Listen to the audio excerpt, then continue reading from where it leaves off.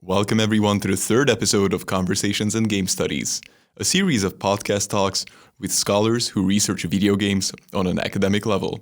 I am your host, Adam Hushedi, talking to you from the Vienna campus of Central European University, and today I'm joined by Amanda Cote from the University of Oregon in the US.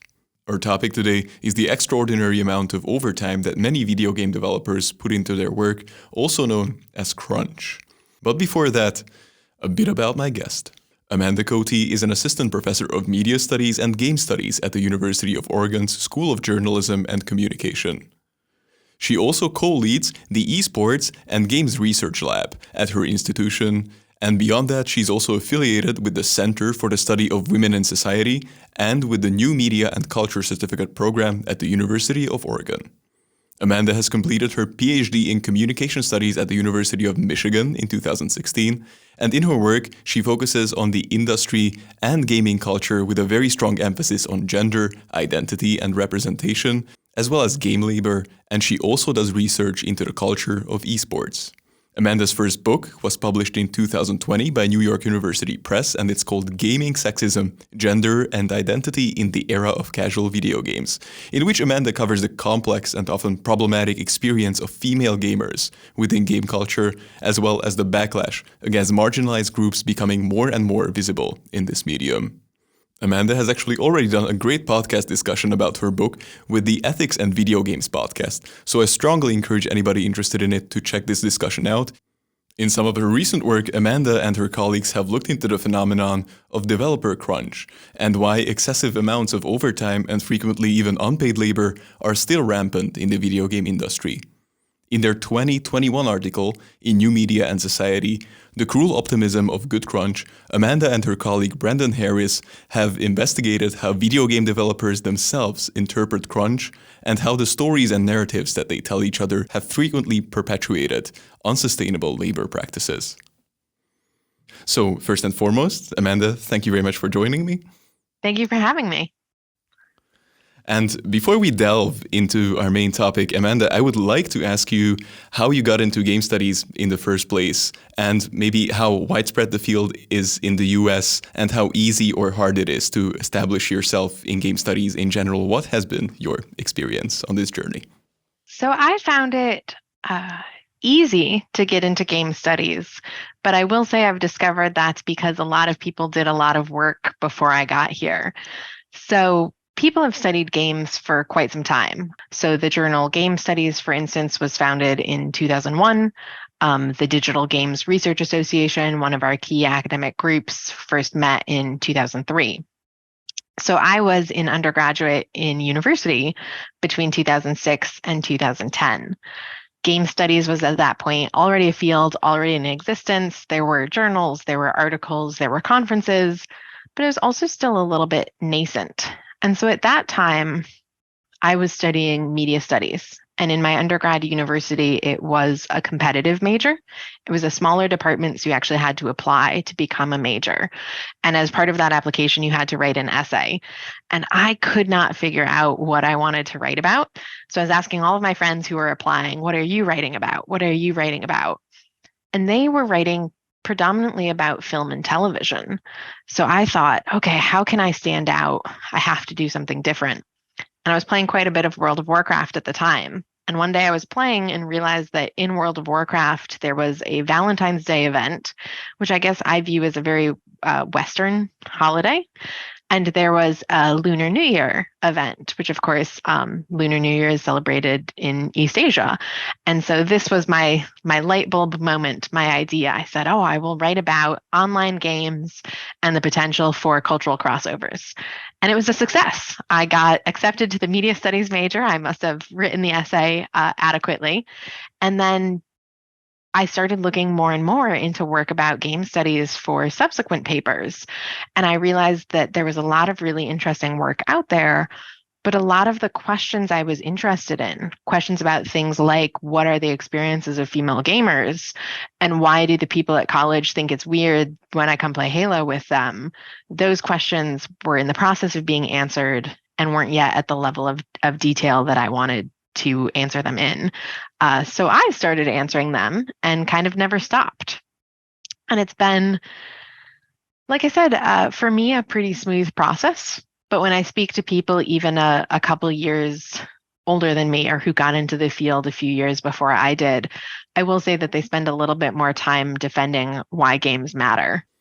And I guess it's also leading me into our topic of discussion because I think the issue of game labor law is probably one of the most relatable ones, even to non-gamers, because it's such a huge issue in general in the creative industry. We could hear reports about how Marvel studios are crunching their graphic artists and whatnot recently. So I think creative media in general is not maybe the greatest field for professionals working in it.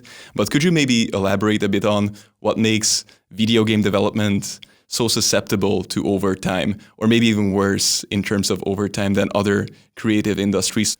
So my colleague Brandon Harris and I have explored this topic from a couple different perspectives. And one of the things that's important to note from the start is that game development is hard. Games are very expensive to make. They require a very high upfront investment.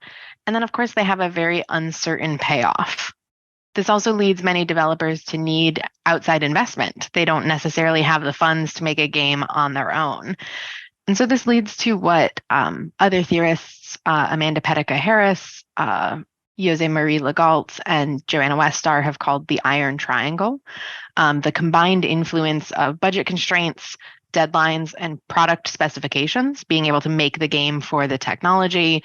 When developers have to balance all of these, if one starts to fall, the solution is often to throw more people or more hours at it because you have to produce the game that the publisher is expecting. The work of other people like Casey O'Donnell has also pointed to some of the cultural aspects. Video game industries are very secretive. A lot of companies have very stringent non-disclosure agreements. And so this leads to what Casey O'Donnell has called a culture of secrecy, where developers are so hesitant to talk about their work out of fear of violating these non-disclosure agreements that they don't even share general strategies for how they schedule or avoid crunch. And then, of course, the video game industry has not been unionized. All of these are tough. In addition to these factors, Brandon and I have found a lot of cultural factors that help crunch persist. So we have done some analyses of trade press, Game Developer Magazine, and presentations at the annual Game Developers Conference to see how developers speak to each other about topics surrounding crunch.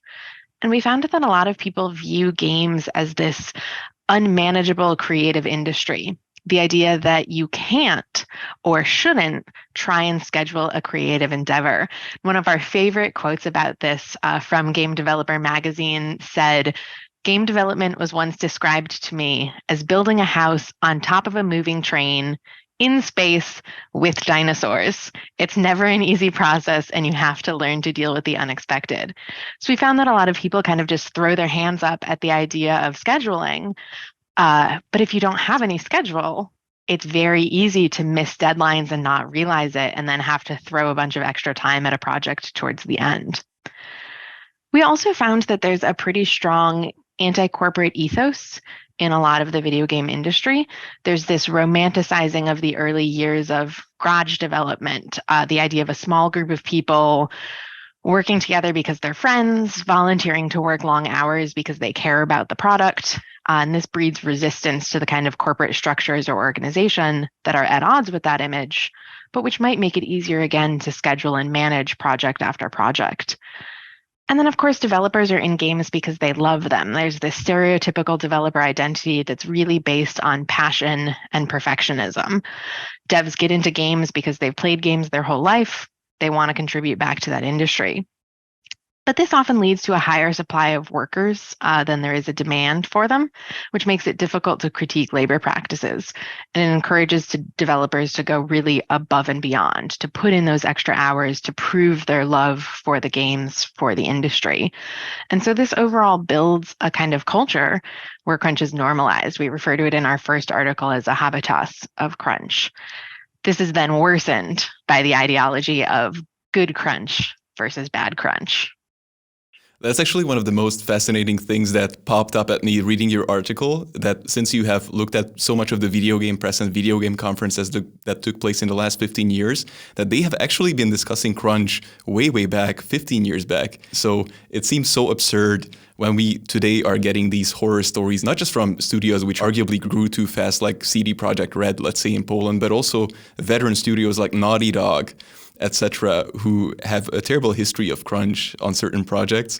And it's just baffling that even though it's been at the center of discussion in many ways, it still persists. Yes, there's still a very lingering like machismo in a lot of the material we assessed for our studies, which really views working long hours and going above and beyond as a way of proving yourself or proving your commitment to games or your career. I will say it does seem to be going down a little bit. And that's where we find the good crunch versus bad crunch divide to start becoming the bigger barrier. It's less now about this macho, I can work long hours, I can take it.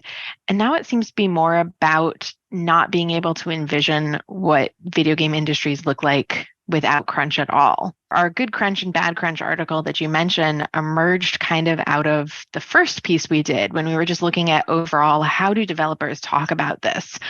And we realized that this idea of good crunch undergirded a lot of our findings. And so we explored it a little bit more. And we found that a lot of developers distinguished between what they saw as bad crunch, crunch that was externally motivated, crunch that was pushed on the games workers by executives or by publishers having perhaps unrealistic expectations or demanding extra features or extra labor, or crunch that resulted from issues with the technology. If the technology failed you and then you had to put through extra hours, those were all seen as bad forms of crunch. Super excessive or unpaid crunch also fell in the idea of bad crunch. But we also found a lot of places where developers talked about good crunch that was still crunch, still semi-excessive overtime. But if it was self-directed, if it was crunch that emerged because you really cared about the project and wanted to make sure it was the best possible, that was seen as good. If it was crunch that emerged from your passion. So the very popular zombies mode in Call of Duty was given as an example of a good crunch because a small team of developers had voluntarily stayed after hours to make that module and then pitch it to the company. And so that was seen as, yes, they definitely worked all these extra hours, but it was good because it was out of their passion. It was to make the product better. And also on that one, good crunch occurs when the ends justify the means, when the final product is seen as worth all of those extra hours. And ideally, good crunch is also limited and paid, but we did find that it didn't always have to be. There were some very, very, very excessive or unpaid crunch periods that developers described that still fell under this idea of good crunch if they saw the end result as justifying all of those extra hours. We ended up theorizing this, drawing on the work of Lauren Berlant, as a form of cruel optimism. And Berlant describes cruel optimism as a relationship in which her direct quote is, "Something you desire is actually an obstacle to your flourishing. These relationships become cruel only when the object that draws your attachment actively impedes the aim that brought you to it initially." And so we see good crunch as a form of cruel optimism because on the surface, developers see it as better. Oh, it's crunch that we control. It's crunch that's justified in the end. This is better. But good crunch is often still quite excessive. It can have a lot of the same negative impacts that bad crunch can have. Negative impacts on physical health, negative impacts on mental health, negative impacts on family and relationships, because of course, all those extra hours you're at work, you're not socializing with the people you care about. And so we end up arguing that aiming for good crunch is a bit of a trap. It limits the ability for developers to imagine what fully crunchless production might look like. And so it becomes this obstacle to really rethinking labor more expansively. And interestingly enough, you mentioned in your article that because it's such a cultural thing, it impacts even countries which have very strong labor laws. I think it was Sweden in particular. So could you maybe talk about this, how it helps circumnavigate even the very strong labor laws if it's a culturally embedded concept? Yes. So this is what was really interesting to us. A lot of the developers we were reading articles by or viewing videos by were located in the United States, which of course has historically been not great on labor laws, has a kind of libertarian, anti-union, everyone for themselves type of ethos. And so we kind of expected to find these narratives of crunch in that context, particularly in a technological space like games. But when we started to find this emerging in other countries that did have stronger labor laws and stronger histories of labor organizing and protections, that was when we realized we were really onto something. So we found stories of good crunch popping up everywhere. The example you referred to was a talk by a developer in Sweden who said, oh, in Sweden, we have these very stringent laws. People can't work past this many hours. They have to have this many days off. But if you get them to really care about what they're doing, people will give you their time freely. And so that's technically not a violation of these labor laws because it's voluntary crunch. And so we found that to be just so interesting that even though the video game industry exists in a lot of different places, which are managed by a lot of different both cultural norms and labor norms, this idea of passion, this idea of working because you care about the product, giving extra time for the good of the game, and giving extra time because the ends will be worth it, that permeated across cultural barriers. So we found videos from developers in China kind of giving the same story, videos from developers in the United States. And then the example from Sweden, of course, really stuck with us because of the reputation Sweden has of protecting labor so strongly. And I guess then this is at least partially also related to how the video game dev space looks in general. I recently read an article by Anna Ozimek on specifically the Polish game industry, how they are exploiting their workforce. And in that article, she mentions that many of the people actually see the problems, especially the senior developers with crunch, but they don't really question the entire philosophy behind it, that they question the practices, but then they never say that it's bad because, let's say, this way it's only single men in their 20s or early 30s who can afford to get into the video game industry, because if you have to crunch and pull in extreme amounts of overtime, maybe if you're in a different situation, I don't know, if you're a single mother or even a single father, let's say, there's a very small chance that you would be able to put in the same amount of work. So I guess it's also very detrimental to games being more diverse. There's this push to make game development more diverse. And I wonder if under these circumstances, if video game developers are still expected to go above and beyond, if it's realistic to expect the game developer scene to diversify. Yes, I think that definitely is a challenge. And you see it come through in a lot of work. So Anna's piece I really enjoyed because I think that's the one where she said she asked people how many hours they worked and they kept giving her the legal number in Poland. Yeah. And then when she dug deeper, she found that in fact they worked many more hours than that. They just didn't consider them work. So that's an absolutely fascinating piece that I really enjoyed reading recently. And Ergen Balut's work, he also finds this as well. He finds that for developers to be able to do these hours, they basically need a partner, often a female partner, who can carry all of the burden of domestic labor that the developer can't. And so he finds that this whole system really ends up resting on a lot of gender inequalities, where usually young male developers are asked to do this work and are able to pull it off because someone else is picking up the slack, usually their female partner. And we can also see this play out in interesting ways in game industry statistics. these labor hours do make it unwelcoming to anyone who has caretaking responsibilities, whether that's parenting or caretaking for a family member, a parent, etc. And the video game industry faces a lot of dropout because of that. I think it's still average that the average game developer leaves the industry within 5 to 10 years.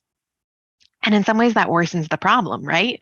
Because then those experienced developers who have figured out workarounds or more efficient ways of doing things leave and take that knowledge with them. And so it ends up being kind of this cycle where less experienced game developers have to crunch because of the pressures put on them, because of the iron triangle, and because they don't really know what they're doing. It burns them out and they leave, and then the next cycle of developers comes through it. So it is definitely a barrier both to the game industry's overall growth and towards its diversification. And even though these topics are, let's say, more and more covered in game press, I wanted to ask you, how complicit do you think that video game journalists and maybe even players themselves have in general been maintaining crunch? Because I remember reading Jason Schreier's book a few years back. I think it was called Blood, Sweat, and Pixels. And it starts, even though he's a very pro-union video gaming journalist, one has to say that, but I think even his book started with a sentence, something like, "It's a miracle that any video game gets made at all." And then he proceeds to either talk about the horror stories or success stories.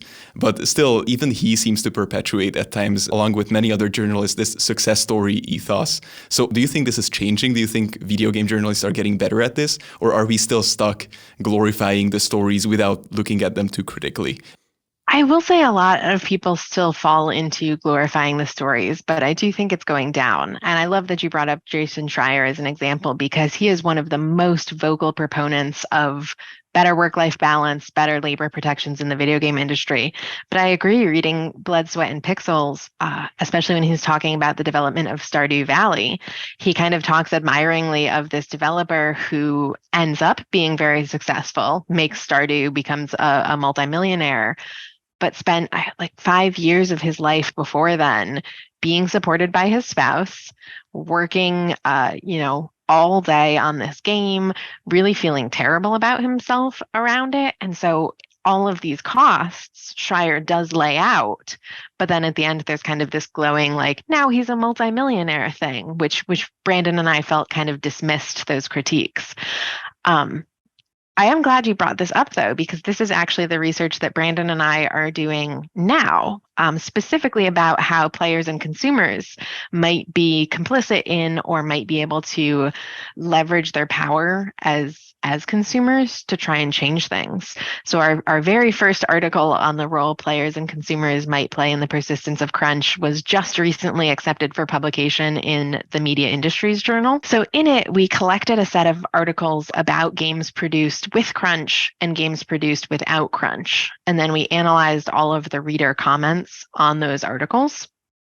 We categorized each user comment as supportive of crunch, critical of crunch, or neutral or unrelated. And we tried to be really conservative in our coding. Like, if comments weren't very clearly pro-crunch or anti-crunch, we put them in neutral just to avoid misrepresenting commenters. We then coded all the supportive or critical comments for their main ideas. Why did the commenter support or critique crunch practices? And numerically, we actually found that it was a pretty even split. Slightly more comments were supportive of crunch than were critical of it, but they were closer than I will say we actually expected at the beginning of the project. Thematically, however, there were some really big differences. So comments that supported crunch practices often viewed it as inevitable. Again, this natural outcome of labor in the creative industry, similar to the viewpoint that we found developers also took. We also found a lot of justification of paid or short-term crunch. Oh, they're being asked to work one extra day a week for 2 months. That's not bad. And then finally, probably the biggest thing that we saw was commenters comparing game development crunch to their own experiences as laborers. And this was really interesting because we found a lot of comparisons to both blue-collar jobs like construction and white-collar jobs like medicine. One of our favorite quotes was like, "Oh, good thing doctors never complain about these things," which is funny because I know a lot of doctors and they do complain about these things. But this idea that game developers didn't have a right to complain because they sat at a desk in an air-conditioned office for these hours. This idea that it wasn't real work the way perhaps construction outside in hot weather or rain, or standing on your feet all day saving lives as a doctor counted as real work. Comments that were critical of crunch practices really focused on crunch's negative consequences, consequences for developers' physical or mental health, the time that they ended up spending away from their family, even the negative consequences on the industry, this idea of burnout and losing experienced developers and all the things that they could bring to the medium. Critical comments also blamed crunch's persistence on executives, executives who they saw as not valuing their employees, or even executives that they just felt hadn't been trained correctly. They felt that the video game industry overall was not good at providing management training. And then finally, comments that were critical of crunch really advocated for better work practices across industries, not just games. So we saw a lot of comments that said things like, if your takeaway from here is, oh, that doesn't sound bad, I work that many hours too, you should rethink your labor practices as well, not critique developers for complaining about it. So we did find a lot of people paying a lot of attention to labor practices, labor laws. There were actually big divergences into the labor laws of different countries where commenters argued back and forth about whether certain crunch practices were even allowed in different parts of the world. So we did find a lot of consumer attention to how games could improve. But they are up against this longstanding ideology that crunch is just what happens when you're working on a creative project. And I wouldn't forgive myself if I didn't ask you about unionization, because it may be, even if not a silver bullet for the situation, one of the major waves that tries to solve this problem somehow. Do you think it's an effective way of tackling crunch, or is it at least a step that's going to be effective for the initial phases of trying to discuss the culture of crunch? I'm really excited to see what happens with some of these unionization attempts, especially because a lot of them are in some of the most vulnerable areas of gaming. Quality assurance testers get a cycle of employment layoff quite frequently because they're only needed for certain parts of the project. And so they are one of the more vulnerable groups of employees in the video game industry. And it does seem to be that support for unions are growing in the industry. So I mentioned Joanna Westar and Jose Marie Legault earlier. They run the developer satisfaction survey every year, which assesses who's in the industry, how they feel about it, what the big issues are, et cetera. And they've recently found increased support for unions. But the developers specifically want an industry-wide union, something similar to the Writers Guild of America or the Screen Actors Guild, where it sets base standards for employment that then go with you. And this is, of course, because video game development is a very project-based industry. You often move between different jobs and studios over the course of your career. So developers see an industry-wide union as perhaps more capable of handling those job shifts than one in an individual workplace. Speaking to people like Joanna, there are some really big challenges in instituting such a union.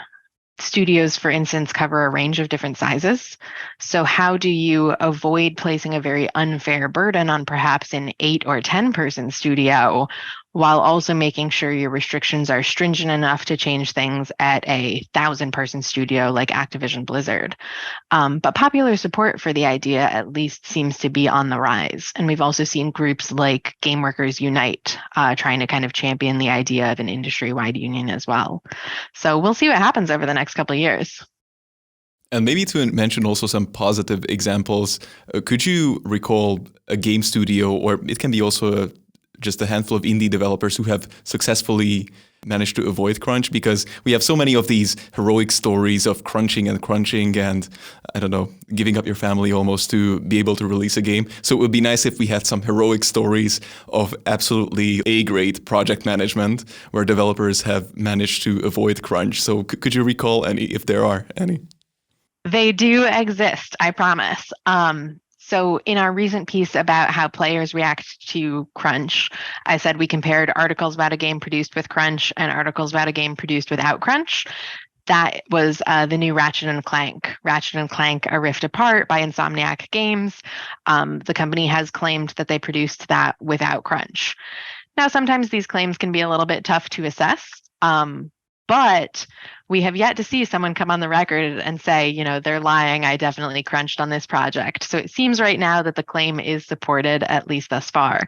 And that's really interesting because Ratchet and Clank is what we would call a AAA game, a production of a decently sized studio for a console. Some of the other examples we've seen of studios that have limited or even eliminated crunch, they tend to come from what we've referred to in the past in a smaller piece as the margins of game development. So some of the examples that we've relied on are game developers Hank Howie and David Amor. So Hank Howie used to lead Blue Fang Games, which produced, among other things, the Zoo Tycoon series. And David Amor helped lead Relentless Software, which produced the Buzz quiz games for, I believe, the Xbox.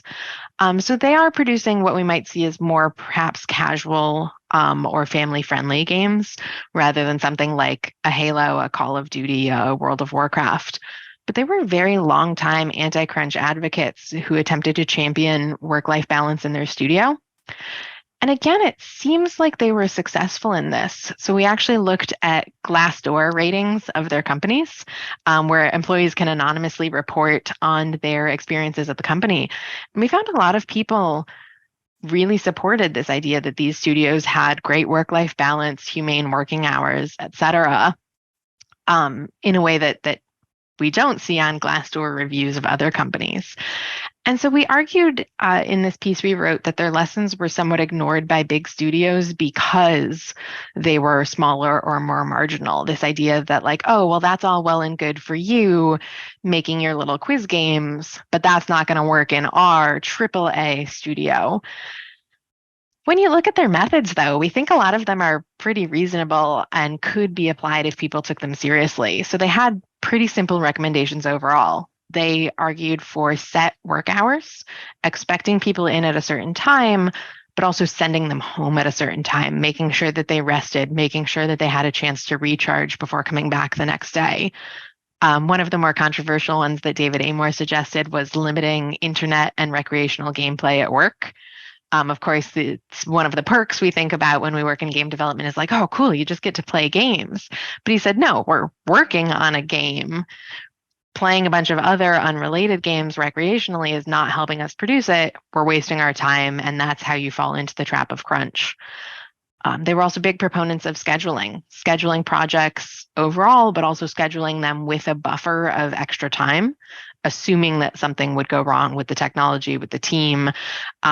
I think one of them told a story about how their producer broke a leg in a skiing accident, but because they'd planned in time in the schedule, that person was able to recover and not have to come back to work all casted up. They argued for cultivating good relationships with publishers so that they let you add this extra time to your schedule so that they don't pressure you to change or overdo it. And that delivering products on time in budget is the way to do that. And then they didn't necessarily get rid of overtime entirely, but they did suggest using it smartly and using it sparingly. So Hank Howie, for instance, said that there's a lot of research on productivity that suggests workers can take temporary bumps in their hours of about 15 to 20%. But once you go over that, you're actually damaging both the employees and the product because people's productivity drops after that, and they start introducing kind of more problems than they would if you just let them rest.